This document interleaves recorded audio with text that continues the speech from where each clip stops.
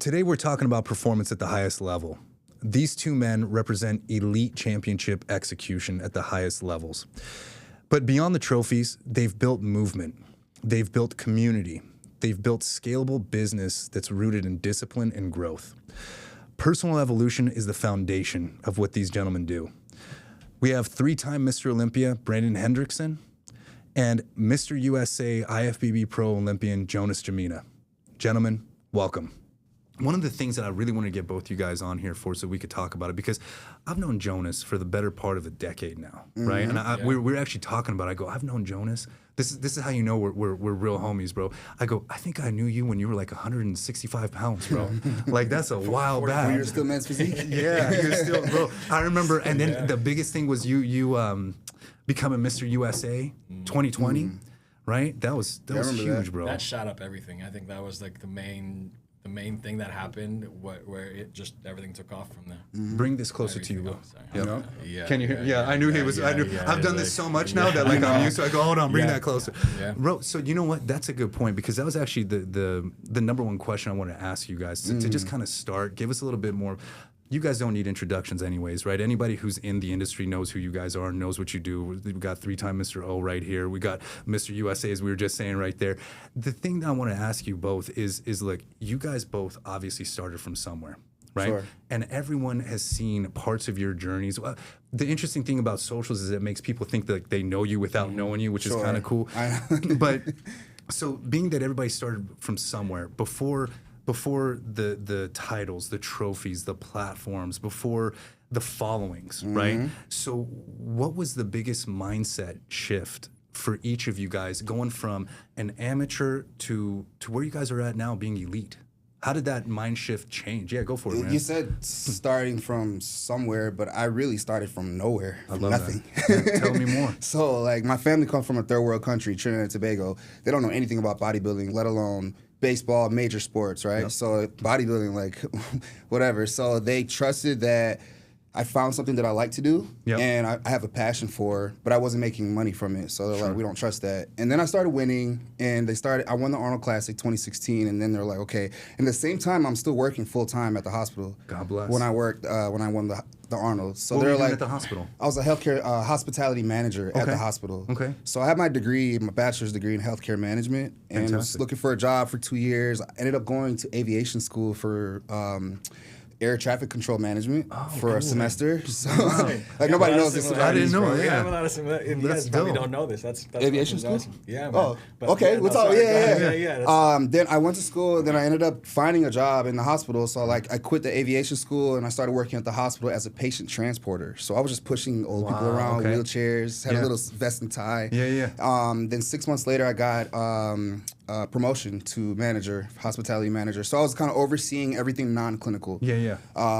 So then I found bodybuilding. I met a girl. She was doing bikini. It was the first year of bikini, 2011, 2012. I went to watch her compete. I saw men's physique for the first time and fell in love. So that's when I started getting in the gym, just doing bench press, cardio 30 minutes and going home. I didn't know what I was doing, you know? Then I ended up doing a show. I prepped like 6 weeks, eating hot dog. Like, I didn't know what I was doing. Got second place. Wow. Top 2 out of like 12 guys. I was like 24 or 25 at the time in Chicago. It was a Chicago Pro-Am Wings of Strength, Tim Gardner show. Got top 2, and then I was like, let me keep going. So I did another show, got top 2, and then the third show I won my overall. And I wasn't even going hard like 100%, you know? But that's when I really saw I had something in it. Then I did my first national show. I got 7th place. So I got second call out right in the middle. And I just remember that moment where it was like, I just saw how happy everybody in the first call out was, and I remember wanting to feel that feeling and how close I was to that feeling. So then I met a coach for the first time. I coached Mandis Buckle underground athletes. 5 months later, we put on 20 pounds naturally, and then I turned pro.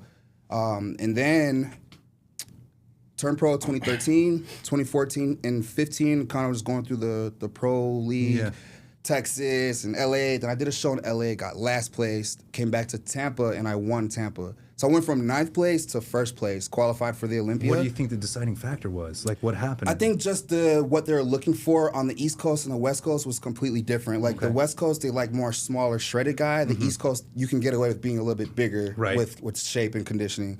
So with my type of physique, I do a lot better on the East Coast, which is why I won the Tampa Pro. qualified for Olympia 2015, and then I just been in the top 10 for the last 10 years at the Olympia. But what really changed for me was when I won the Arnold Classic 2016, because I was still working. My family, they support, but they're like, you have... they looked at it as a hobby. Yeah, it was like a hobby. Gotcha. It's like, this is your job. Like, you need this long term. You have insurance here. You have your stability, you're stable here. Every single one of us comes from immigrant parents, right? Right. So we all get it. No, I understand. The stability is the name of the game with our families. But then what happened? Then it just became a thing. Was like, okay, I don't have 100% support from them when it comes to like long term in this sport. So I kind of, in my mind, I made that switch to like, I have to do this 100% or I don't have anything. So I made this sport a lifeline. Like, if I don't do this, then I don't know what I'm going to do or where I'm going to be. I love that. So that was when my mind switched to like, this is all I have. You going to make it or not? That's brilliant. So basically, in a way, what you were doing for yourself mentally is you go, you know what? I'm going to put my own back up against the wall and see what I can do here. I bet everything on myself. Love I that. bet on myself. Love that. What about you, Jonas? That's amazing. I mean, very similar stuff to be, but different at the same time. Same thing. I grew up in a third world country. I moved here when I was 15 years old. I didn't have friends. I was bullied back in high school. I had nothing. Like, I had nothing going on when I moved here, basically. I was trying to find myself, my friends even. I had nothing. And then I went through a horrible breakup, my very first like actual relationship. That's why I started too. I think that's what makes a good bodybuilder. That's what makes a good bodybuilder. Yeah. So when that happened, I was actually in school for aviation. I was in ground school. I was trying to be a pilot, and during that time, I was also going to school and working 2 jobs as a server, as a waiter, and as a buster. I was working at BJ's in San Diego and Wood Ranch. Yep. And so I think that's also when I learned how to communicate with people, because I had the fear of like even speaking in public before, or just speaking in general, because they're gonna make fun of my accent. Judge you. Yeah. So when I exposed myself to that type of environment more and forced myself to actually interact with people, because the way I interact with people and the way I make them feel essentially is the reflection of my tips when I was serving. For sure. So, so I had to bust my ass and actually, learn how to communicate with people and not just like cater to them, right? And so I was like, I kind of like this because I'm learning how to actually, talk to people, be social, be confident about who I am and speaking to people in that sense. But so during that transition, went through the horrible breakup, and I kind of stopped loving the concept of becoming a pilot because of the fact that I was like, okay, so if I'm trying to have kids and I'm trying to have a family, it's either I take a private route where I work for myself and like fly planes for private clients, sure, or I go to the military and they own my time, or I go to a commercial and they own my time. Right. Yeah. So it's like if I'm trying to think about like my future, I was like, it doesn't align with that. So I was like, I have to think about something else. Yep. I loved going to school. I loved learning about weather. For some reason, I loved weather.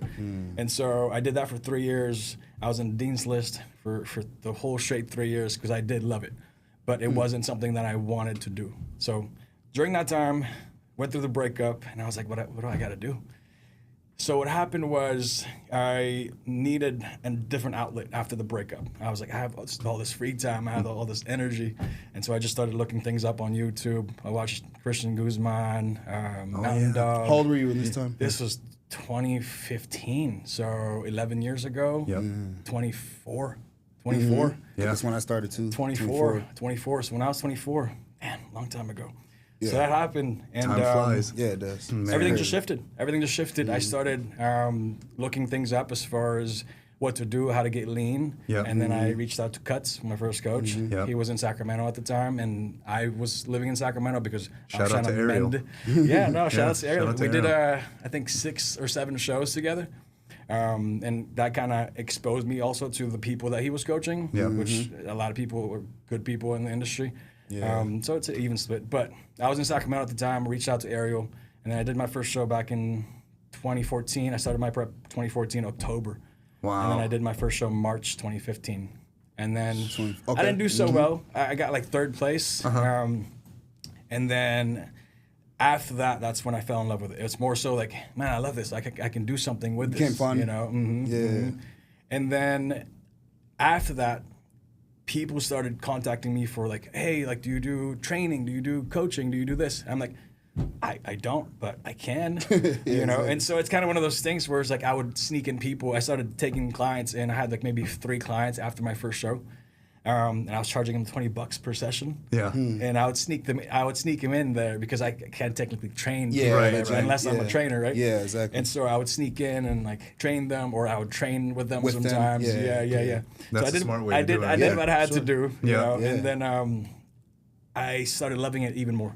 So fast forward, I think I did maybe 13 shows back to back to back all the way from 2015 to 2020. And that's when my career kind of took off.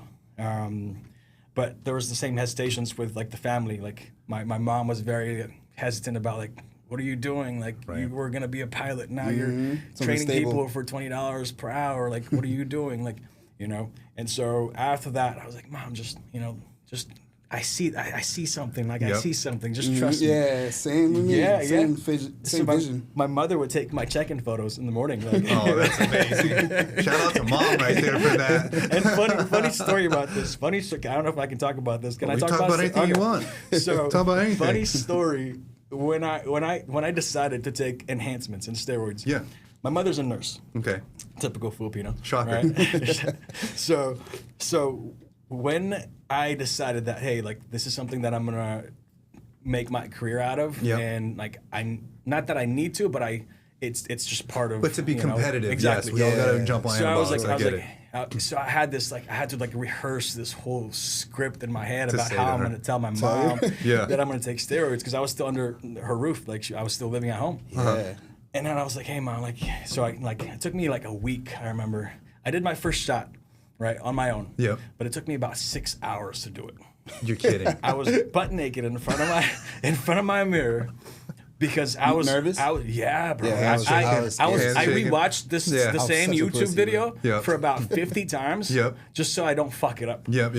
And so I did it anyways. But the second time I was like, I can't do it again. I just can't. I'm not gonna spend 5 hours to do this again. The anxiety. I was like, what's the next thing? Yeah. My mom's a nurse.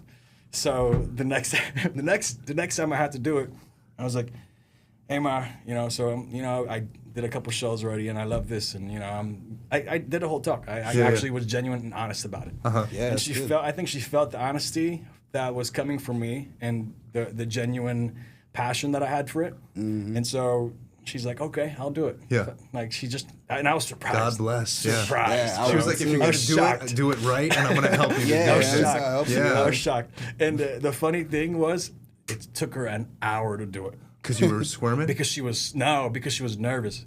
Because she does it for a living. Right? Yeah. But the thing is, she was like, I can't do it on you. Right. I can't do it to my son. Yeah. So it took you her. had to keep talking her through that one too. So it took her about an hour too to do it. Wow. But yeah, so that was a funny thing that I still tell people. What year was that, do you think? This was just 2 years after. So like 16. So 16, mid 16. That's when I started. And that's when I met you. Was like right at 17, dude. Like right around there. So like I said, legit, like about 10 years, man. Yeah, 50 pounds ago. Yeah, so I've seen Jonas basically eat the old version of himself. Yeah, is what I've seen, man. Like it's amazing. So.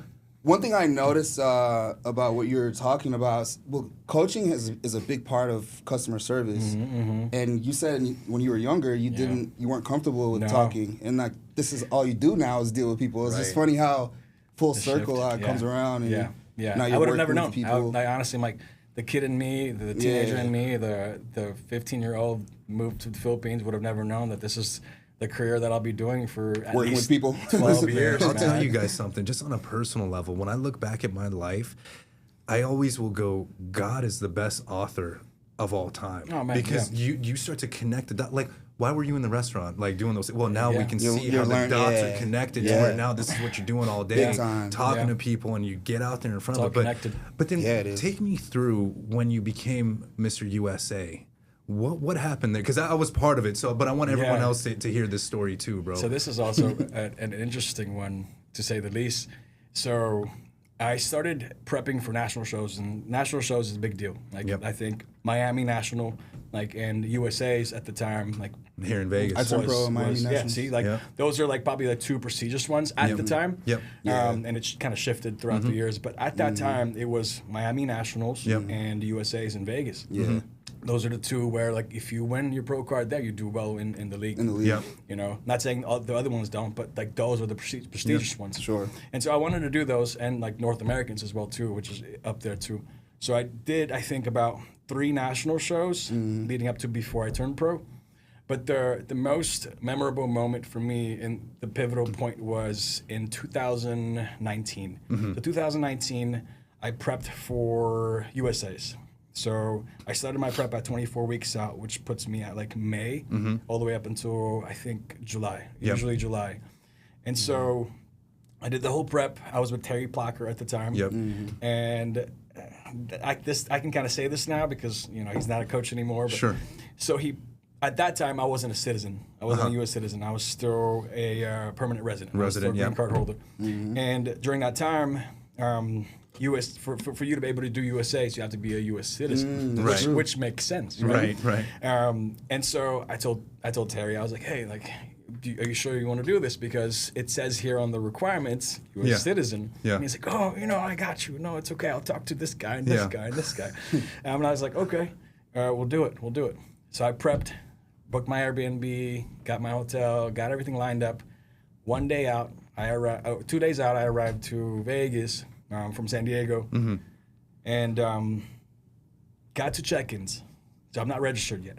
So he's like, go to check-ins and just tell them that, like, you're gonna register. So I go up to register. It was Tracy and like Tamer and them. Go up to her and I was like, hey, I would like to register. I haven't registered yet. I was wondering if I can.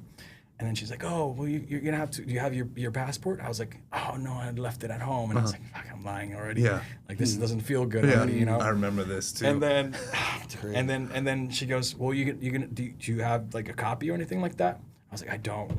And then she goes, well, you're gonna need some. I need some sort of proof that you're a U.S. citizen for you to be able to compete.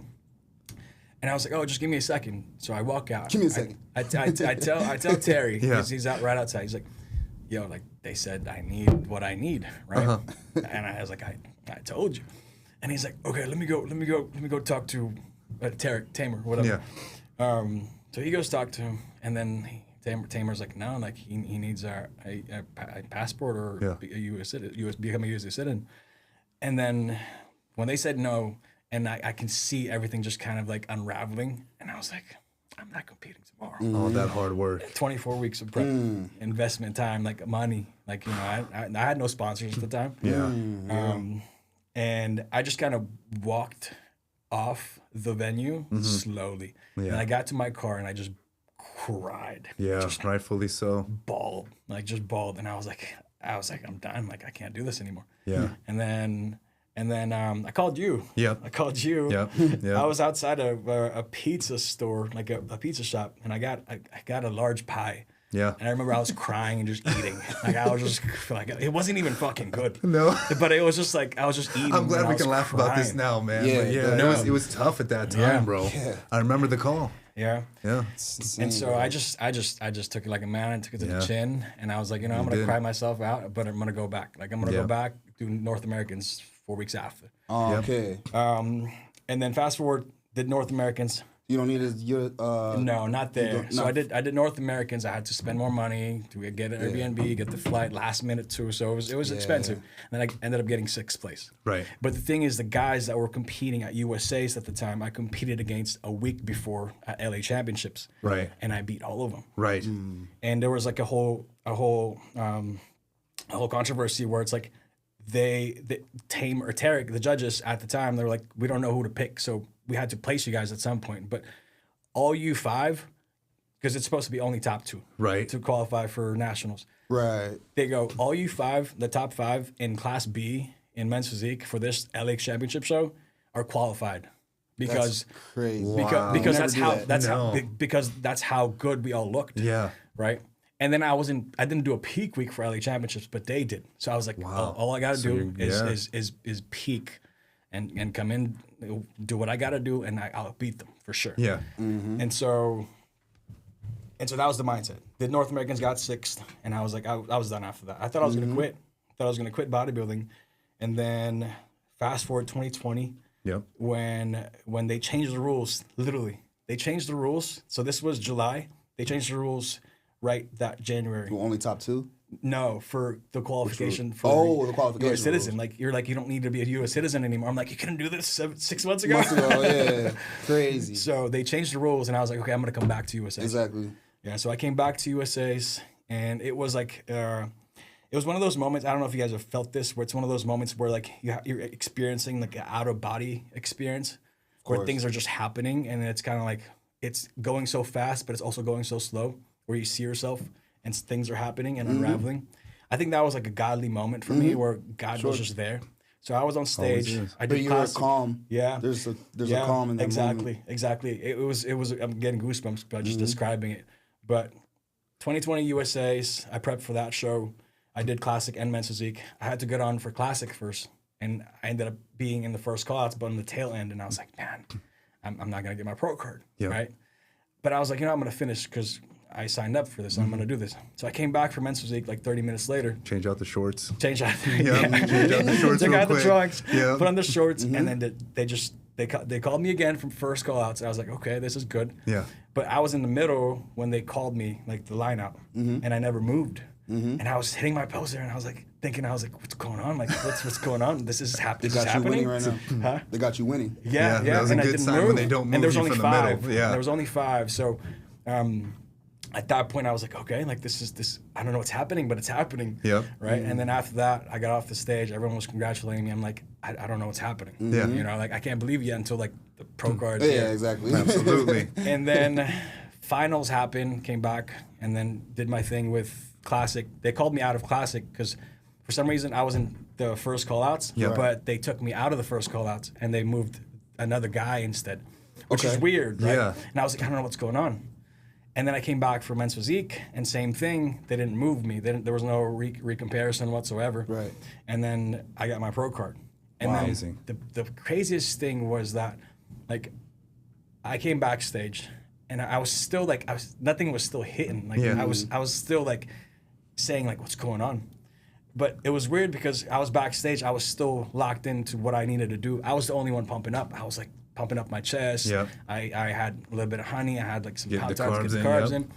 And then everyone was just kind of like celebrating already, Yeah. you know? And I was like, yo, I'm not done. Like, Yeah, I don't think I'm done yet. Like, Yeah. I'm still going to do this. And then we did the comparisons and like, you know, and then was they it. announced Mr. USA. Sure. And I was like, yeah, that changed my whole career, my whole life. Yeah, my whole life. Because that, But that mindset of you, so think about that, man. A year before, where they were denying you, right? And I get that call from you, where you're having that emotional moment, eating the pizza, and then what kept you still going? I couldn't give up. Yeah. There was that like fire in me that like I just couldn't let that die out. You don't like being told no? And Or you can't do it? I don't like being told I can't do something. Yeah, I love that. Yeah. Okay, let me show you. Let me show you how to do it. I think that's the common ground that athletes that do people that do really Real well, champions, man. people that do really Absolutely. well in any avenues of life and business and finance and whatever else that you do. I think that's something that you got to have in you. Yeah. Like if someone tells you no, and like it's because it's not even about the fact that they don't believe in you. I think it's just a projection of what the limitations of their mind. Yeah, of course. And I feel like if you tell that to someone that doesn't have that type of mindset, they'll give up. They'll eat it. Yeah, Absolutely. Exactly. But Let I it think- eat them up. Yeah, but For I think sure. if you say that to someone and they know deep inside that, wait a minute, no, man, Yeah. like, Yeah, exactly. that's not true. Yeah. I can do this.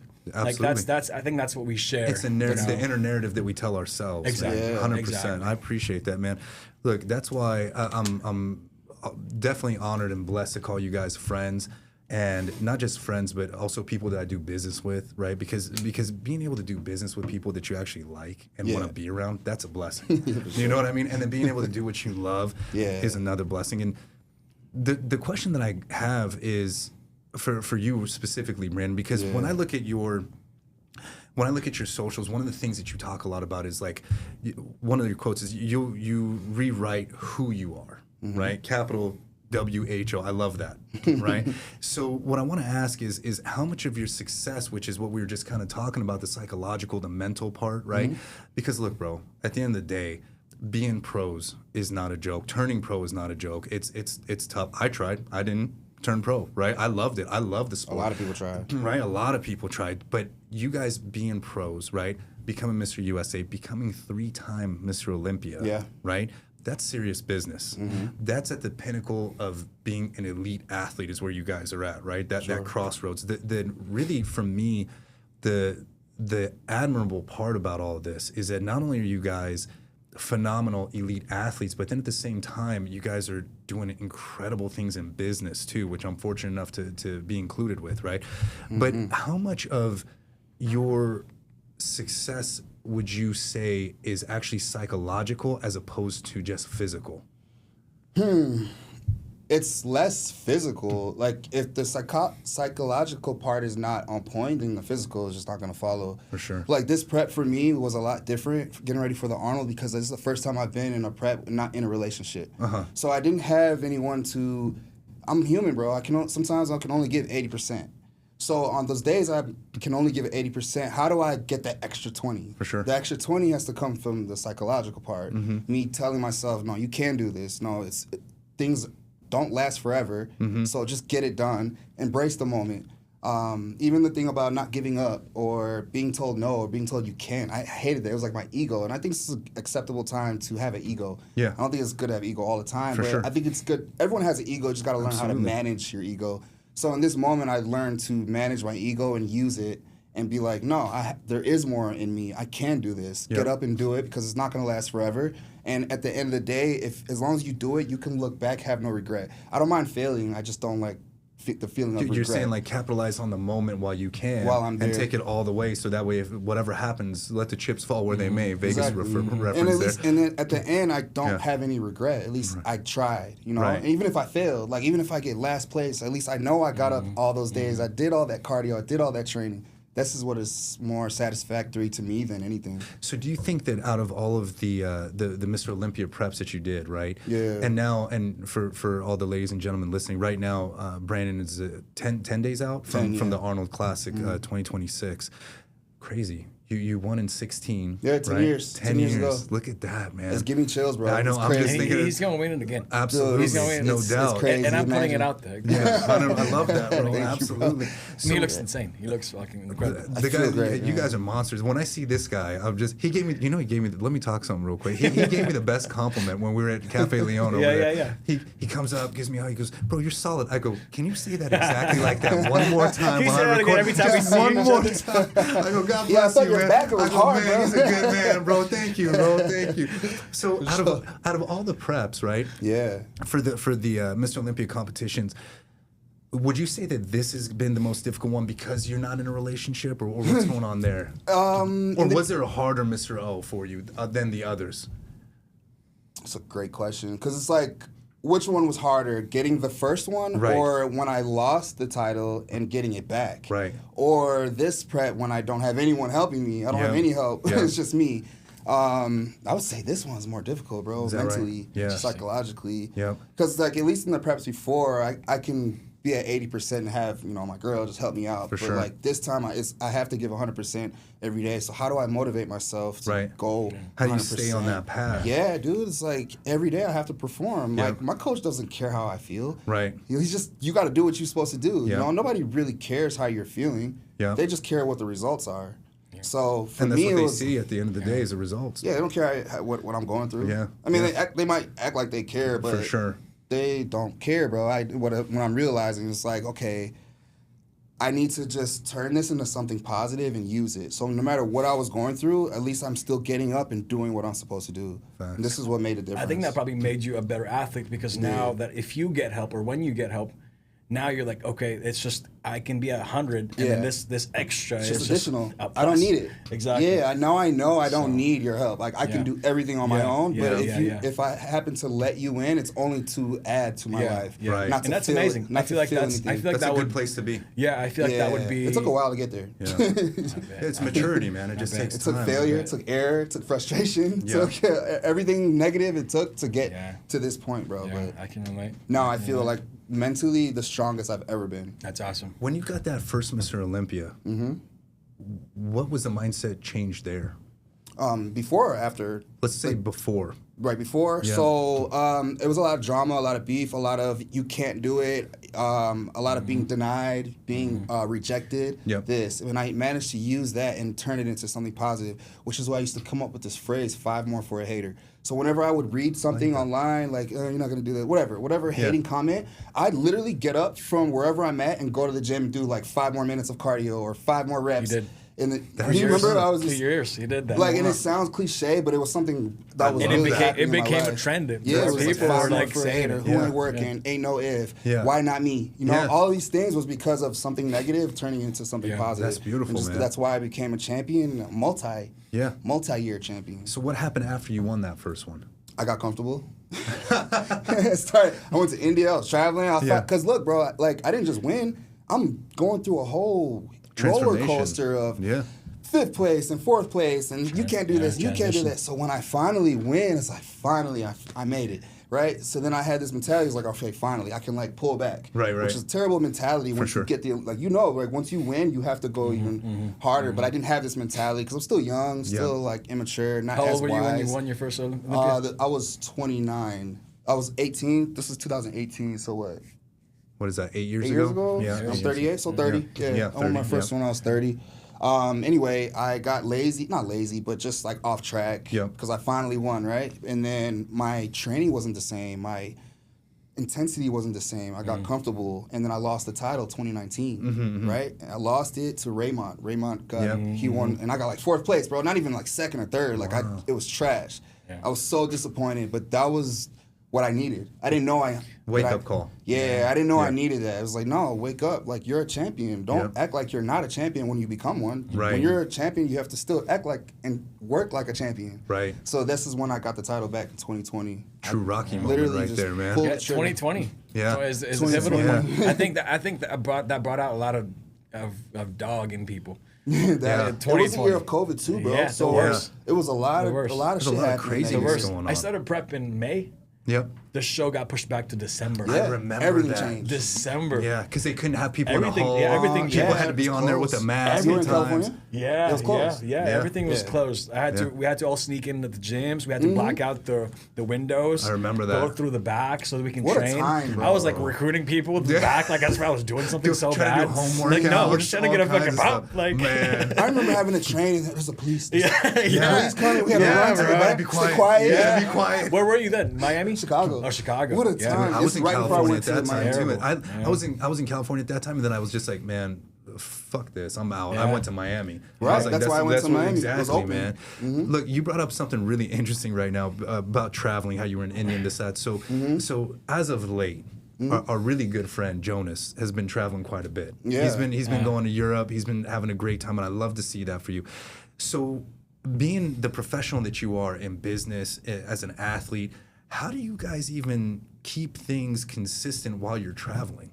That's what I really want to know about. It's not always, especially when I have to prep. Yeah. But you just have to find a way. Yeah. Like, there's a way to do it. Like, how did you do it? Same thing. Yeah, just find a way. Because you're basically throwing the curveballs at yourself right now. Exactly. Right? You're just like, right? Curveballs are coming at you, but you can't control. You got to go here. You got to go there. It's almost like magnetic too. Like when you know what you got to do, you just do it. Find a way. You find a way. You find a way. When there's a will, there's a way. I think for traveling though, the only thing that I really have trouble with would be the sleep schedule and like adjusting to like time zones and stuff like that. But other than that, like what you got to do, you still got to do. You know what? Next time that you're gonna go, I'm gonna give you some D-Sib. This is just totally side note, but I'm gonna give you some D-Sib. Plug it. I don't mean to plug it. Plug the I promised myself I was peptides. gonna talk about peptides on here. Yeah. But when you say that, I just was like, I better put it on record so I remember. But basically, D-Sib, Delta Sleep Inducing Peptide, it was designed designed for people who are either night shift workers or people that are traveling that have to deal with jet lag. Like imagine you're a businessman, right? Well, we are, but let's just say you're a businessman that for whatever reason you got to go from like LA to Tokyo, right? Yeah. So what you do is you take your D-sip as soon as you get there, so it resets your circadian rhythm, knocks you into that the delta sleep quick, right? And then you wake up refreshed as if you just have been there the whole time. Whatever. So next time you do that, let me know. I'll get that for you. Total side note. Didn't mean to get you guys off track. But I was just like, you guys are throwing curveballs at yourself, so I was like, I got to find out how you're getting through it. But yeah, that's probably the hardest part with traveling is the time zone difference, and then having to, you normally train at a certain time when you're at home, but when you're traveling, it's like you got to adjust to whatever the cultures they're doing there.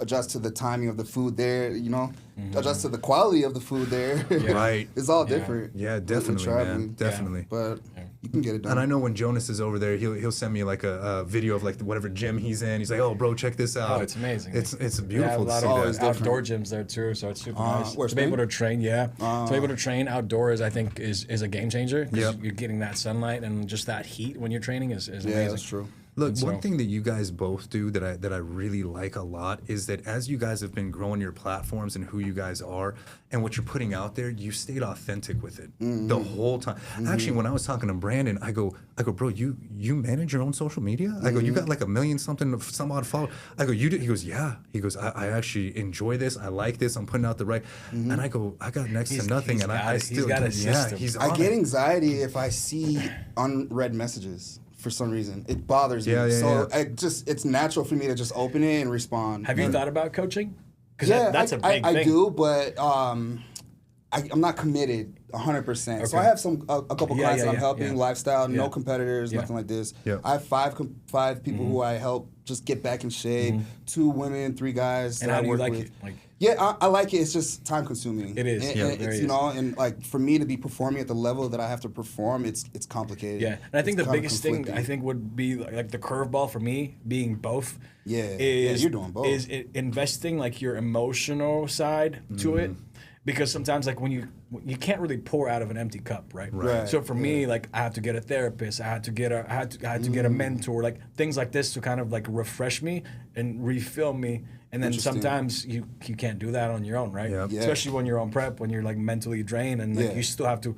I have 3 clients competing this weekend, and then 2 next week. Yeah, that are competing, right? Yeah. And then, so it's like one of those things. It's like it's difficult. It's difficult to do that. So I give. I respect you for that, bro. I was just about to say that, bro. That's big man things right there. And then I coach 90% females. No big deal. No big deal. A lot of emotions.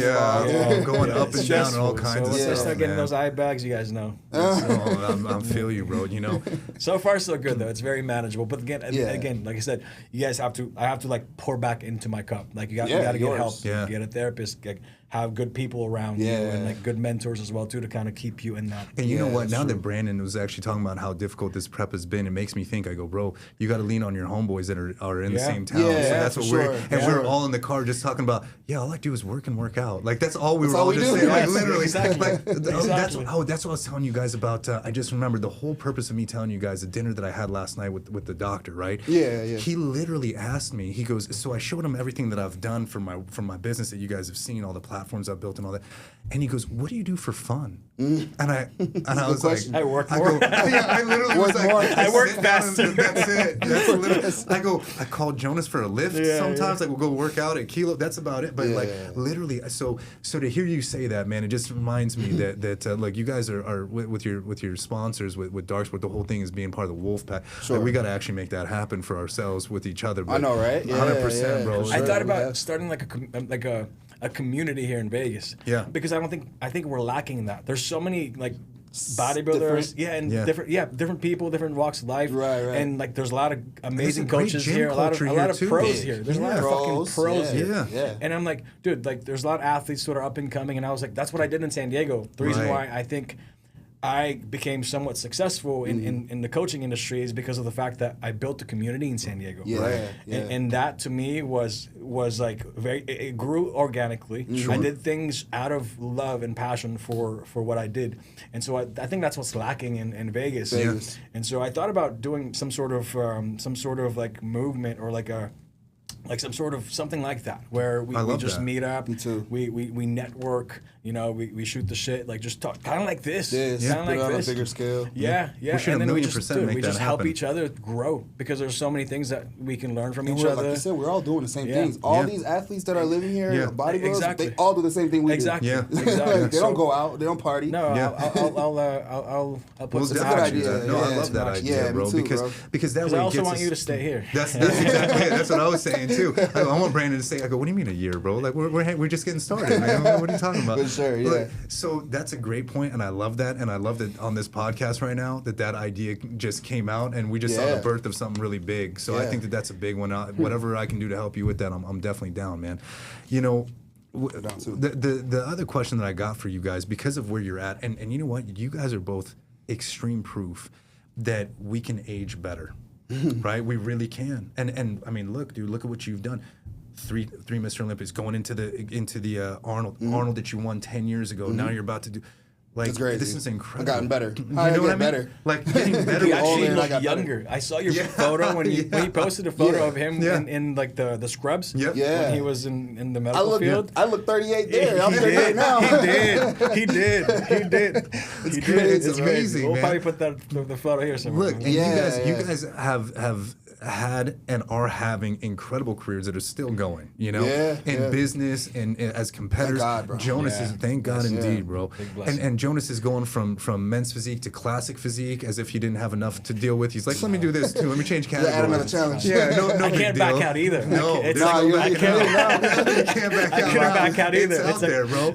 Trust me, I've tried. Like I was like, maybe I should just go back. But it's the comfort of me, right? Yeah. I was like, I can win and I can do all these and give only like 80%. Yeah. Because that's what I did. To be honest with you, I've never actually given any of my preps 100%. Sure. Yeah. And that to me is like, it's not ego. It's not even like being cocky. It's more so like, it's me being confident with what I can do, and if I can put that into somewhere that I haven't tapped into and give it 100%, I'm like, yo, what's gonna happen then? That's scary. See, that's the thing is, right? As you're aging, right? This is the whole point. It's like as we're aging and you're getting better, right? Then your mindset gets better too. Of course. Because now you guys are both like, hey man, you know what? Maybe I shouldn't just rely on my whatever, my I've got A1 genetics or whatever it is. I know I can go to this level and be good and still beat everyone, but now you're going, well, wait a second. I can go to 100% and just really kill everything. And that's where you guys are at, and it's incredible to see. Yeah.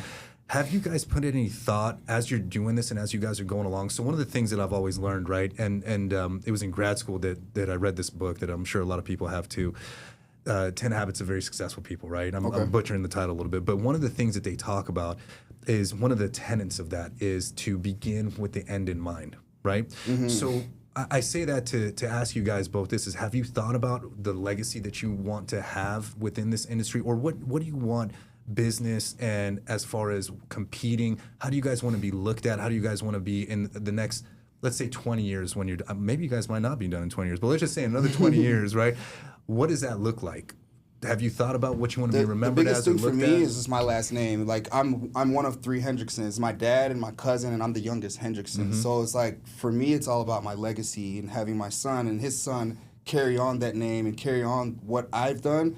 Like, I want my grandson to look back and be like, look what my granddad did when he was in the 2000s. You know, like I want, this is like the biggest thing for me is just the legacy. I love that, my last name. Legacy is huge. Bro. Yeah, it's huge, bro. Huge because at the end of the day, that's going to be something that you'll always be remembered for, and it's like, how do you really want to be remembered for real, for what you do? Yeah, we have to, bro. We have to have this legacy. We're like, what are we living for? Yeah, I agree. I couldn't agree more. That's big. I think that's big for us men, like to have that. I think if you don't see your purpose and then you don't really do anything with it, or you don't follow your purpose, you wasted your life. Exactly.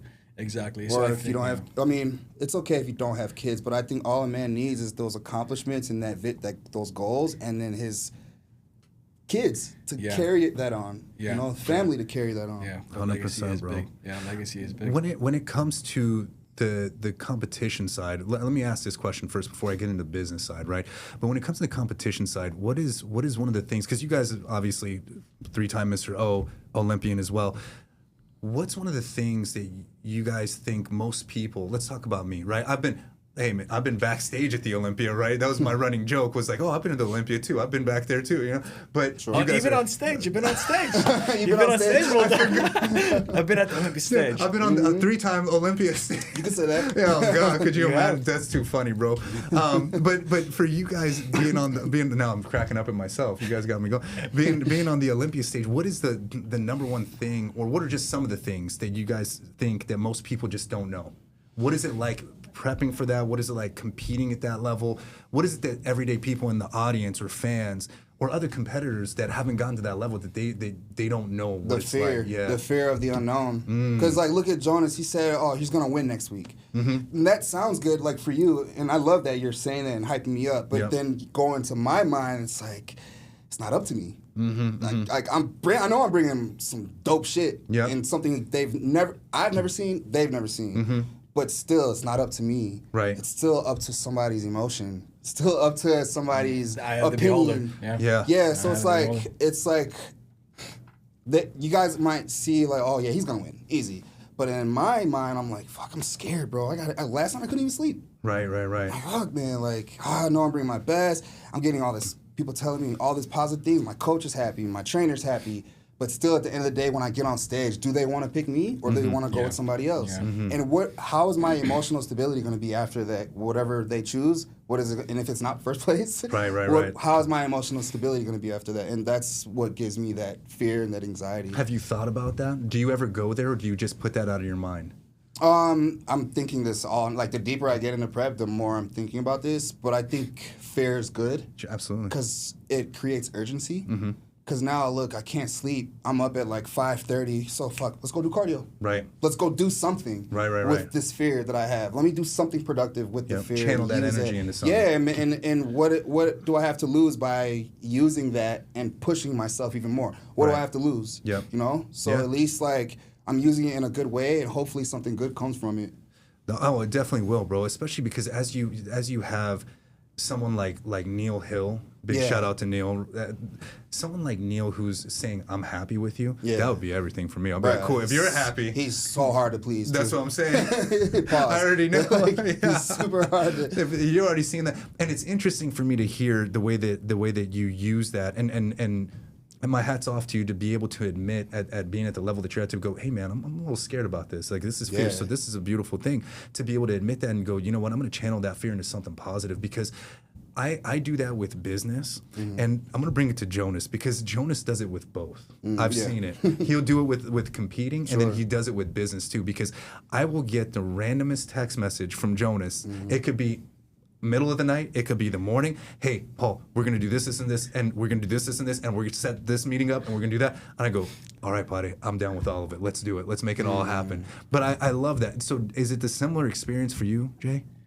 I think for me, it's more so the fact that I'm not, like, if I'm living and I'm not maximizing my time in this world, I feel like that is my fear. I feel like that is my fear. For real. When the fact that I'm given a chance to wake up today and then I'm gonna go be lazy and I'm gonna go, like, there's nothing wrong with like taking times off and taking breaks, right? Those are different things. Those are two different things. Being lazy and taking time off and necessary days off are good.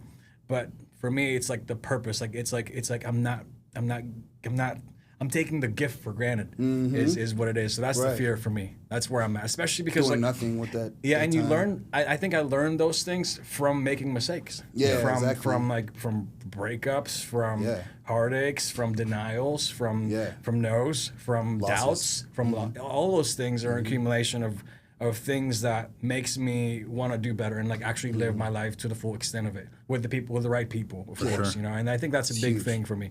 So I think it comes down to fear as well, but in a different way of like fearing the fact that I didn't make the most out of the gift. And so that's beautiful. And man. I feel like if people take that for granted, thing I'm talking about. Because even if you did everything and you failed at it, you don't have this anxiety. Exactly. Like, I missed that. Exactly. I can sleep at night and think I did my best today. That's all I can do. Right. You know what I'm saying? Absolutely, man. Such a good thing, bro. So we just talked about some of the things that people don't know about the Olympia or being at that level, right? Competing at that elite pinnacle of fitness.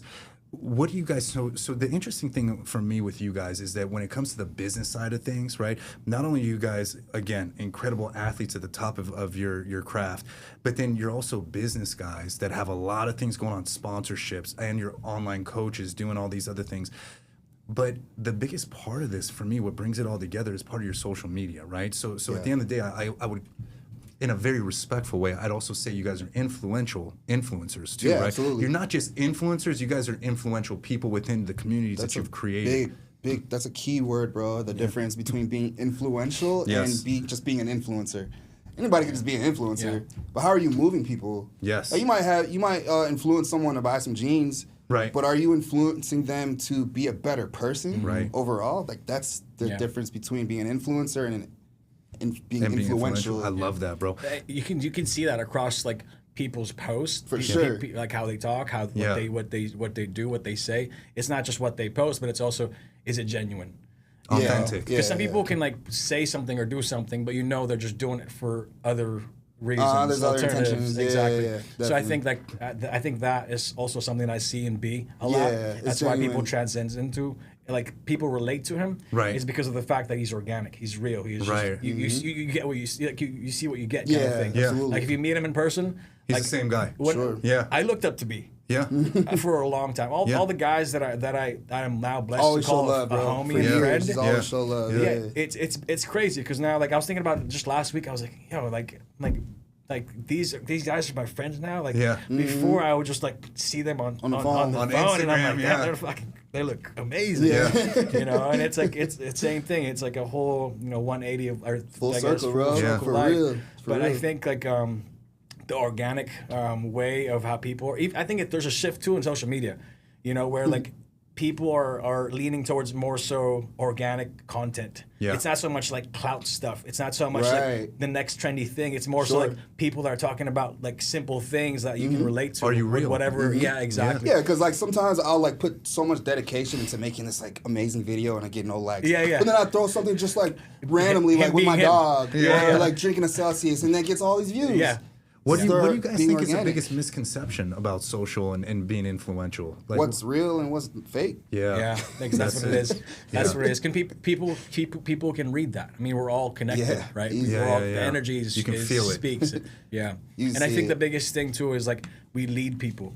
It's not just like influence, but also we know how to lead people. Yeah. Exactly. I think that's the biggest being influential takeaway from it. Yeah, for sure.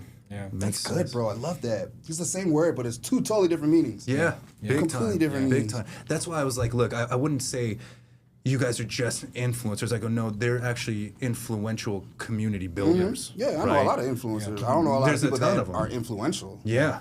Yeah. Well, that's what, like, I know Jonas has been growing his socials from day one. Like, I've seen, I know Jonas for years. I had like 600 followers. I know. And that's the thing is that then when I sat down with you and I saw you on your phone and I go, are you managing your own social media? Like, I didn't realize that. Yeah. I was just like, bro, that's a lot to do. I was pretty shocked too, honestly. Yeah. That's why people connect with me well. Yeah. They know I'm like, 100%. They're so shocked when I respond. Like, why are you shocked? Like, like it's just my Brandon. Like, I'm just a regular dude. But they're so shocked, and I can tell like they don't get that from other influential people. Sure. Sure. Or influencers. Yeah. No, man, you're absolutely right. That is true. I know how you guys. So one of the questions that I actually had that you answered perfectly earlier about the 5 more for a hater, because I was going to go, well, how do you, since you're managing it yourselves, how do you deal with the criticism? Man. Positive or negative. Yeah. What do you guys Before, do? bro, I was bad, dude. How would you do? Would you feed it? Yeah, I'd respond to it, or I'd do a show and I'd get like 3rd place, and I'd put comparison pictures of why he shouldn't have won. Like stupid, bro. Like so immature. But now I just block.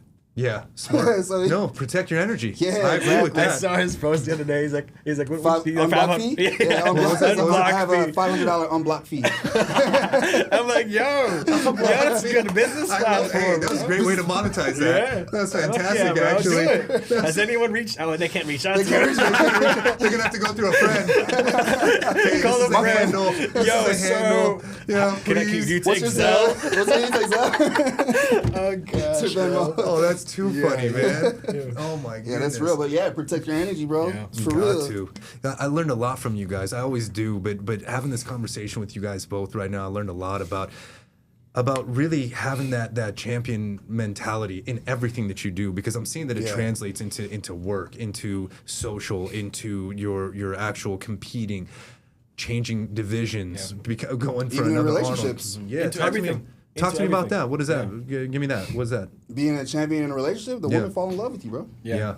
Same thing. You have to lead the woman. And being genuine. Like we talked about being genuine, how that resonates with people. You know? Yeah. It's the same thing, right? It's a big thing. Have the right intentions, and then that way you can lead, right? Yeah.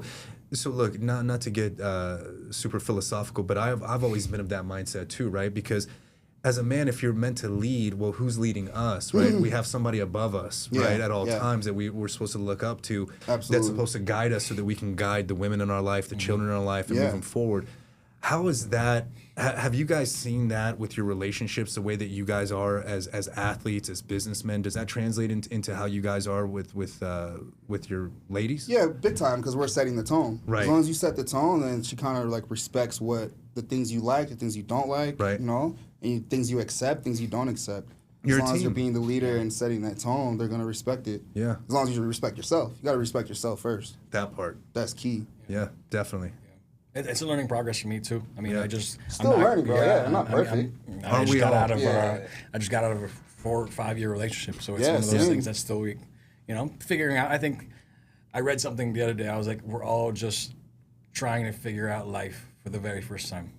So sometimes you're gonna kind of have to just humble yourself enough that take the L, take the mistake, and learn from it. But don't sit in it. Don't don't ruminate the whole time. Exactly. Yeah, and don't fight that feeling. Like if you feel like as you need to cry, you have to just get it out. Yeah. But try not to cry again for that same reason. There you go. Cry as long as you need to, so you don't have to cry. Learn for that same from the reason mistake. Again. Yeah. I think that's a big thing too. I think that's a big thing because I think for us, men are supposed to be hard and not cry and all these things, suck it up. But I feel like the more you're in tune with your emotions and what it is that you're feeling, it gets better. Self-awareness. Yeah, exactly. It's huge. Exactly. It's huge. And I think that's big. And I think what you were saying too about having a guidance above us. Yeah. I think that's what we all share. Yeah, absolutely. We all believe in God. Yeah. And so that's a big thing too. Absolutely, man. I couldn't agree with you more. That's the biggest life changer for me. Recently. Yeah. Recently. Recently, because the isolation for me, a lot of the isolation that happened, it was something that I didn't understand, and I felt to the point where I felt lonely through whatever it was. It's crazy. I was going through the same thing, bro. and when that was happening, one of my good friends, he said sometimes you get isolated because you get redirected, and then you become focused on what actually matters. Wow, that's literally happening in my life right now. Right. I was in isolation. I was redirected, and now I'm I can see light. Exactly. The light is so much brighter now. When it was so dark before. Yeah. It's is there even a light? It's I hear you. But I went through that mountain, those valleys, and now I'm here, and the light is so bright. Now there's someone new in my life that I never thought I would, feel this way about. Right. You know? So it's everything doesn't last forever. Yeah. Nothing lasts forever. No, for sure. But that's the biggest thing. I think we all share that. You have to have that type of guidance in order for you to actually be clear-headed. Yeah. Because there's no sense in anything if you're lost. If your soul is lost. Right. Right. Because that's the biggest thing. I couldn't You're said just it grabbing better. anything. Yes. Exactly. Because waking up every single day and having that purpose as a man is so important. Yeah. What are you doing? What is the point of this? What are we all waking up for? And then what am I doing it for? Right. Yeah. And it's you can only talk about money, cars, and clothes for so long, right? Then you got to go to, well, what is it that I really want out of life? And Jonas has heard me say this, and I'll say this with Brandon here. And actually, I did say it to you, too. I say it to anybody that listens. I remember this now when we were at the cafe. Because for us doing business together, I wanted you to know where my head was at. I go, look, man, for me, my life purpose, my life goal, what I think about day in and day out is in the next 20 years of my life, right? When I look back, when I'm 64, and I look back and I go, okay, in the last 20 years, did I hit my goal of helping 100 million people globally with peptides, right? And why? Because they work.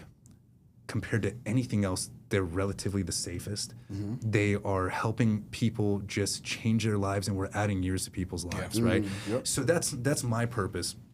And that's how I will wake up every day and go, Paul, did you get a step closer to your purpose? Did you stay stagnant, or did you take a few steps back? Right? Take that mental note, that real examination of conscience, right, from time to time. So I sit there and I think about it. And with you guys, what have you seen as far as your purpose goes and living that purpose day in and day out? Like, have you guys been able to articulate that and then go, hey, this is how I'm moving forward with it? Yeah, there's times where I start to question my purpose too a lot. Which is a good thing, by the way. Which is a great thing, because the more that we question that, the more that we get closer to it. True. And you're kind of almost like doing research on yourself. Absolutely. And getting closer to that self-awareness and finding that purpose, right? Yep. So yeah, there's times where like I have to like question like, what am I, is this all worth it? Like, right. Like, or I'm doing all this work. What happens if I don't win? I did all this work to win, and then I don't win. What's my purpose? You know? Right. Is that my purpose? You know? Right. But I don't know. I think it's just about not giving up and just pushing through. Right. No matter what, and even if you do fail, at least I know like I don't have any regret from my past. Yeah. So this is the biggest thing, bro. Just not having regret for me. That's a great point, because we've all heard that whole saying where it's like, when you're on your way out and going to the other side, right? You're not gonna sit there and go, oh man, I wish I would have bought that suit or had those shoes, or you ain't thinking about none of that. You know, it's these moments that you're thinking about, like the type of regret. What about you, Jay? Say the question again. So basically, I gave you the example because you know what, and I'll give you guys more background, because it's not like I just came up with that idea out of anywhere, right? I don't remember if it was my business breathwork coach or if it was my therapist. Actually, someone asked me, they're like, Paul, what is your purpose? Have you thought about like waking up every day as a man, like what your purpose is? And I go, you know what? That's a damn good fucking question. Let me get back to you on that. And it can't be like I want $1 billion. That's not, you know. Yeah. So I go, let me think about it. And I really sat down and thought about it hard, right? Sure. And remember how at the beginning of this conversation that we were talking about how when you look back at your life, you can see how God is a fantastic author, why things are certain, there's different connections to things. And then, right? So I'll give you guys another example. When I look back at my own life, so I was just like, why did I learn Persian, right? Sure, my parents are Persian, but what use was that gonna? Yeah, okay. I go. So like, why did I learn the language? I speak, read, and write all these things, right? Then I was like, okay, why when I was competing, right? Yeah. I remember, and I was with Terry too. Terry goes, for my first couple shows, he goes, hey, wait, you're natural? I go, yeah. He goes, okay, look, I need you to only use these supplements because these are the ones that I trust the most that are all going to be clean. Sure. Turned out back then that they were Evogen supplements, right? And I prepped my first show with Evogen. Actually, all my shows I prepped with Evogen supplements, so I knew them in and out. I knew how to speak, read, write in Persian, right? Then later on, I go, well, the competing for me, I thought was just a hobby, this, that. Fast forward to years later, then I become head of marketing for the sports supplement company that I just learned all this stuff about and competed. Now I was a competitor. I knew Persian. Lo and behold, the top athlete that we had was a Persian guy from Iran that only spoke Persian, right? So now I just see how all the dots were connected. And then from that, I took that information, everything that I learned, everything that we knew about gear, and I always make the joke, you guys have heard it, I go, look, man, I got the bro science down to a T. I learned that like crazy, but then I went out and I got the medical science to back this up to make us all better at what we're doing, keep us safer, right? Sure. So that's how I see how everything's connected to me. So when my therapist asked me, he goes, hey man, so what's your purpose? And I was seeing the incredible changes that are being made in health and fitness, the way that we can help people with peptides. And I go, you know what? I came back to him after 2-3 days and I go, globally, I want to be able to distribute across the world, and I want to be able to say in the next 20 years of my life, I helped 100 million people with peptides, right? So that's what it came down to me, and I see how all these dots are connected, and I'm like, why did I go through this, and why did I learn that? And you could look, the sad thing about life is that the only way that we understand it is by going through it and looking back at it. Yeah. You know what I mean? Yeah. That's what I was gonna say. I think there's no really like there's a current answer, sure, but that might change, right? Absolutely. Because like what we talked about earlier, like it's a whole circle of life where I was serving, so then I was waiting tables, so then I can develop my people skills to become a better coach. Now you're developing something now for whatever your purpose is exactly. later. Like I feel like what I'm going through now is preparing me for something bigger later, which could be my purpose. And I just don't know yet. It's ever changing. I think that's it's a weird question to ask. But there's always like there's always like a now, like it's if we're talking about now, I feel like my purpose right now is same thing, to fulfill and be fulfilled by helping other people through my passion. Like for me, my passion is bodybuilding and coaching at the moment, right? And for me, there's a lot of facets into that. Right? Sure. And so I try to just move with that, because that's where it's been leading to the last 11 years. Yeah. So that I'm just kind of following You're that still path. in it. Still doing it. Yeah. So I'm just kind of following that path. So I think my purpose is still, it's always unraveling every single day. Yeah, exactly. Our purpose is unraveling every single day, and it's changing. But I think like now it's more so just following that path. My purpose is to follow the path. So look, you brought up coaching. Both you guys have some coaching clients, right? Yeah. So one of the questions that I want to ask you guys is, how do you guys approach developing plans that are individualized for each one of your clients, right?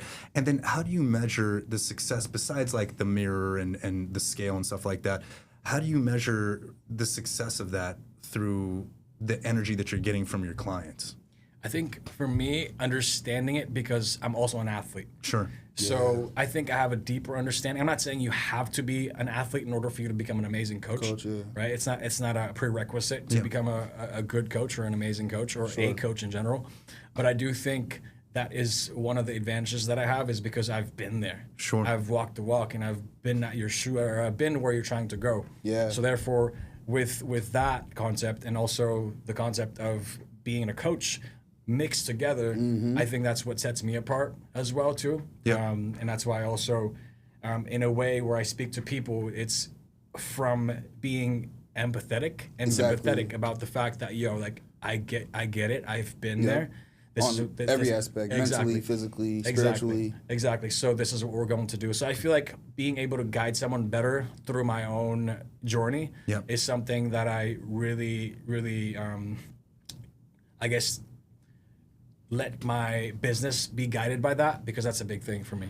It's true. It's a good example. It's like, a girl like that I train or coach, she's been doing the same diet. I'm seeing the changes, but she doesn't see the changes. Because she's in it. Now she's like in her head, like, I don't see changes. Like, trust the process. Like, that's something I went through. Like, I was at one point where I'm like, my body's not changing, but my coach, no, just keep doing what you're supposed to do. Trust the process. So I was able to be empathetic and be like, trust the process. It's just a phase you're going through right now. There's changes happening. You might not see it, but I see it. So just trust it. That's why it's nice to have that second pair of eyes. It's a professional looking over you that knows what they're doing. 100%. Had that experience. You know what? That's one thing that I learned is, like, at the end of the day, every good coach has a coach. Yeah, for sure. You know what I mean? Yeah. Like everyone. Every top athlete, Phil Heath. Yeah. Every top athlete every has a single coach. person, man. Every good coach has a coach. Even every therapist has a therapist. You know what I mean? At the end of the day, that's really what it is about. So look, with the little bit of time that we have left, I'm going to take us off into left field just real quick. And I don't know, I'm going to be very transparent with you guys. I don't know how much of this next part of what I'm about to ask you guys we can actually use content-wise. Because at the end of the day, and we'll cut this part out, but social media is haters on peptides right now. Because again, Big Pharma's trying to, I'm just going to say this for us, Big Pharma's always trying to monetize shit, right? So that's why you guys see my content. It's just purely educational. My shit gets taken down all the fucking time, all the time. I'm on restrictions where if you guys DM me and say, I can't even respond. Wow. Yeah, it's wild. It says for 3 days because you violated the community. I'm like, whatever, bro. Wow. So, but one thing that I did just want for ourselves, and maybe this is part that Josie can chop up and put on YouTube or figure something else out, because I really wanted to make today about you guys, because you guys are incredible people, and I wanted to learn. I not only want to learn more about you guys all the time as my friends, as people I do business with, but I want everybody that I come in contact with to know you guys too, right? Because you guys add a lot of value to everybody's lives, just with social, with coaching, with business, and at the end of the day, you guys doing what you do, you guys already know this, you don't need me to say this to you, but sometimes it's nice to hear it as a reminder. You don't know how many freaking people you guys are actually touching in a positive way, and how that just, the ripple effect of that goes, right? But one of the things that, and this is the part that I was like, I don't know how much of this we're gonna use, but just for myself, for like, I think we got like 20 minutes, Trevin, something like that. One of the things that I just wanted to say for ourselves was, now that you guys are Jonas especially using peptides, because I know everything that you're doing, and then with Brandon, how has peptides changed things for you guys And just tell me, positive, negative, what have you guys seen? What have you learned? What have you felt? This is just stuff that just for us, you know? I mean, for me, I had to actually dive into it because it's part of what I do, not only as an athlete to be able to optimize my health and my performance and everything else, but it's also for me, it's longevity and being able to have a sustainable life.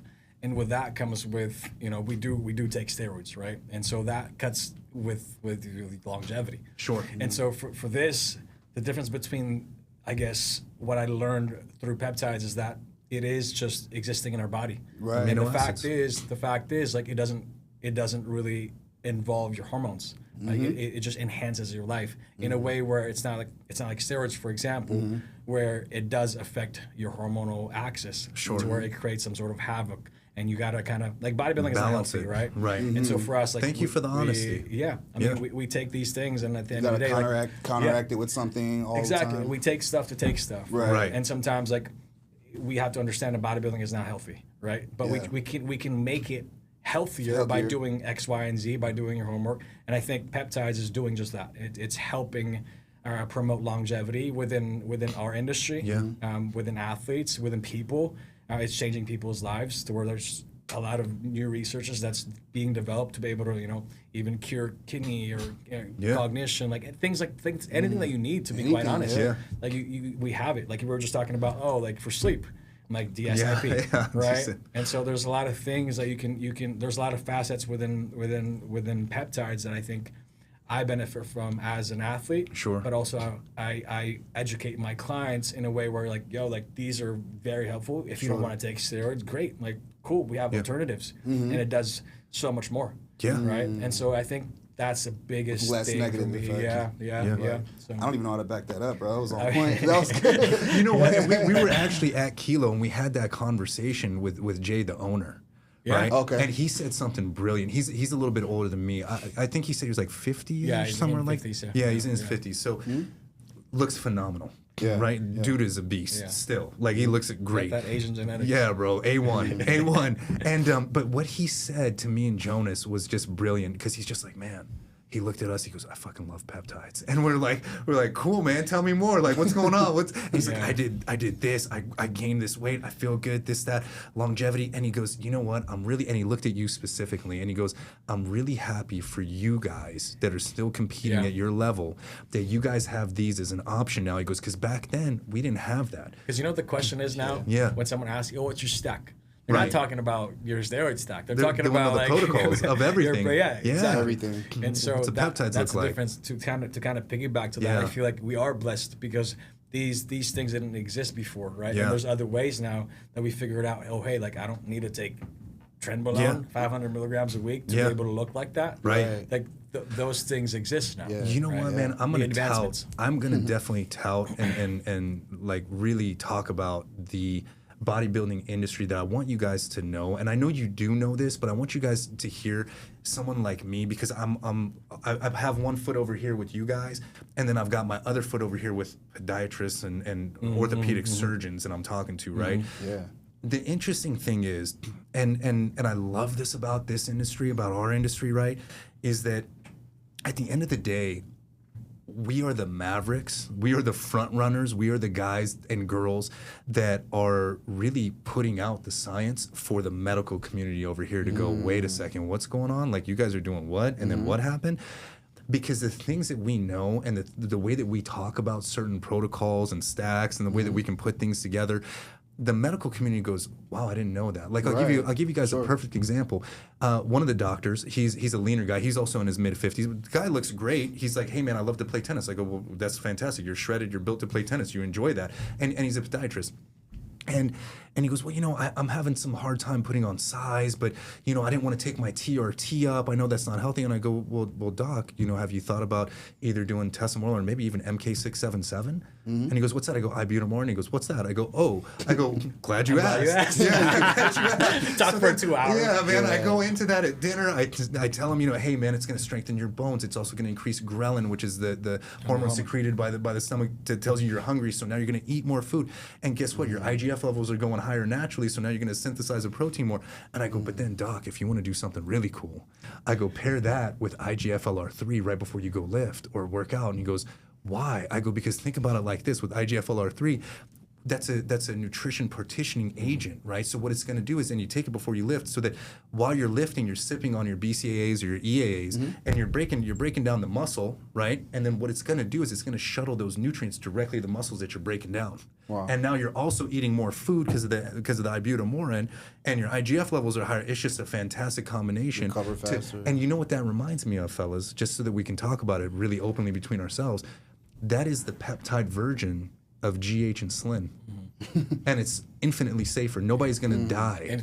Infinitely safer, right? Wow. That's exactly, so because I have this background over here, right, in our industry, where I've seen crazy stuff and heard crazy things, and we're talking about, back in the day with, may they all rest in peace, Rich Piana, Boston Lloyd's protocol. Carver, oh my gosh, so bro. So many George guys. Pitbull that we were talking about last time you and I were together, George, bro. Yep. May they all rest in peace, bro, because Cedric, that was another one. Insane, bro. Oh my gosh, man. It's a lot. It's a lot, and even one is too many. You know what I'm saying? One is too many. So it's like, because I have that education, that knowledge here that we got from the school, the hard knocks of growth hormone and insulin, this, that, and then I look at peptides, because all I do is, I've been a clinical researcher for X amount of years, of sitting there reading about this stuff, peer-reviewed medical studies, and I go, wait, so this does this, and then this does that, but I can do this safer, and it's just like this? Let me try that out, right? Like, let's do that. So there's things like that happen in our industry that these doctors have no, he goes, they don't even know. He was flabbergasted. I'm gonna use a word he was flabbergasted. He just sat there and he goes,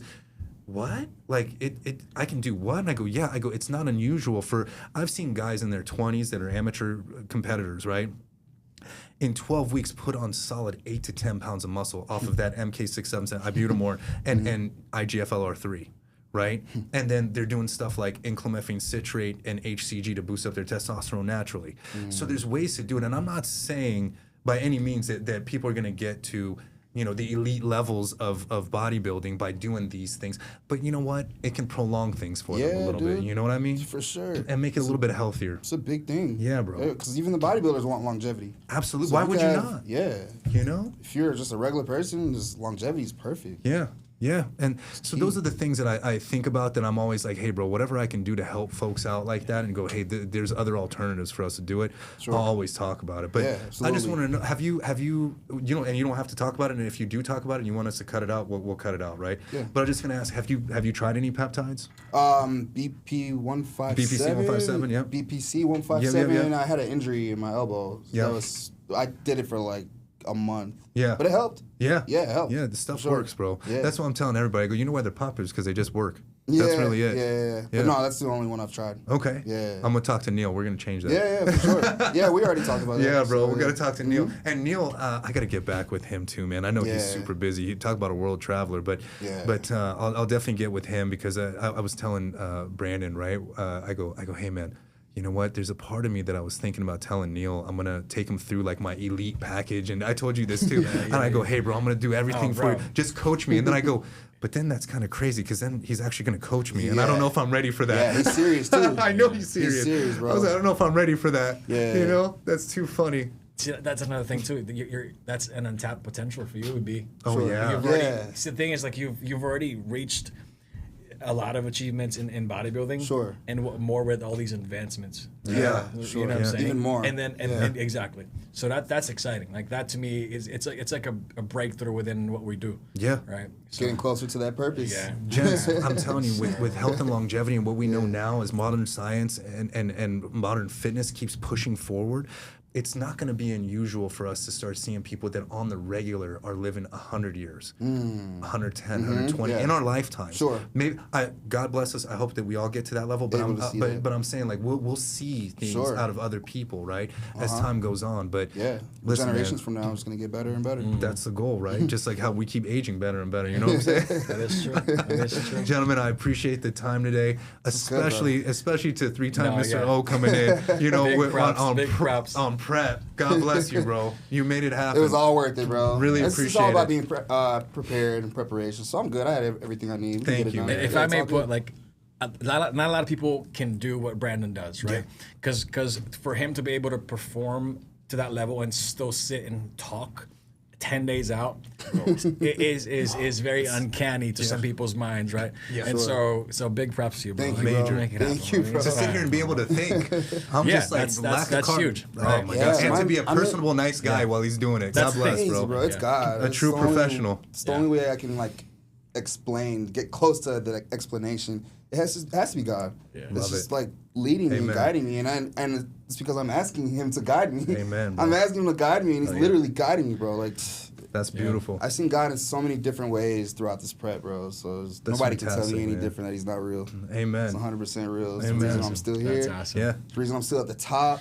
Yeah. Why we're about to kill it next week. Indeed. Amen to that. And with this trifecta that we have going on, I told you guys, I like it. I'm feeling the energy. We got something it's only big going gonna get better and better. We got something big going on. And when I come back from the Arnold, that's when I'm gonna get on my own protocols, and I'm gonna put a little bit of size on for these podcasts too. I gotta be in here with you guys. With Neil, or are you gonna commit to Neil? No, yo, God bless me, please. If I go with Neil, bro. No, I appreciate you guys, Jonas, as always, man. It's been fantastic to see everything that you've been doing over the years, bro. As you've been growing, not just as an athlete, but as a human being, as a man, as a person, business wise, bro. I'm blessed to be able to see it. Thank you. Likewise. Appreciate you. You guys good people, man. I'm happy to be around because I'm super sensitive to bad energies. Yeah. And I can sense it really well. But we've always been cool, and getting to know you, bro. It's like appreciate you. Yeah, bro. You're like brothers, bro. Thank you, man. Likewise, bro. Definitely. So, it's all good. Like I said, it's a blessing to be able to. We're all at the points in our career that's such a blessing to where we get to choose